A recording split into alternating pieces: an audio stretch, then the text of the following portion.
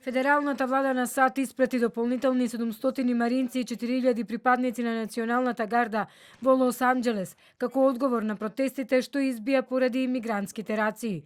Потегот на претседателот Доналд Трамп најде на остра осуда од страна на властите на сојузната држава Калифорнија, кои ги оценија како авторитарен чин и поднесоа тужба против федералната влада. Демонстрантите блокираа неколку автопати во градот, запалија возила и оштетија голем број на продавници.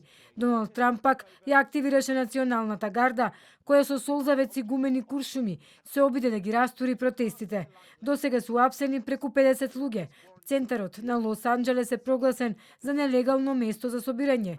Полицијата се закани дека ќе го уапси секој кој ќе се затекне таму, но демонстрантите најавуваат дека нема да запрат. Трамп сака да не оквалификува како криминалци и крадци, но ние сме тука со знаци и само сакаме да кажеме дека тоа што го прави е погрешно и ова е наша заедница. Не сакаме да гледаме толку полиција на улиците. Од полицијата во Лос Анџелес предупредуваат дека насилството на улиците на градот се зголемува.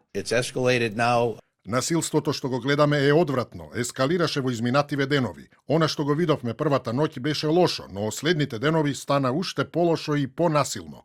Градоначалничката на Лос Анџелес Карен Бас апелираше до граѓаните да протестираат мирно, но и осуди дел од насилството и обвини владата за целиот хаос кој настана и порача рациите немаат никаква врска со националната безбедност.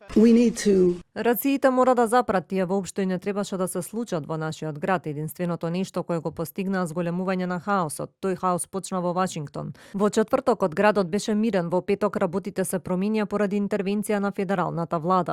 Во Лос Анџелес живеат повеќе од 3,5 милиони имигранти.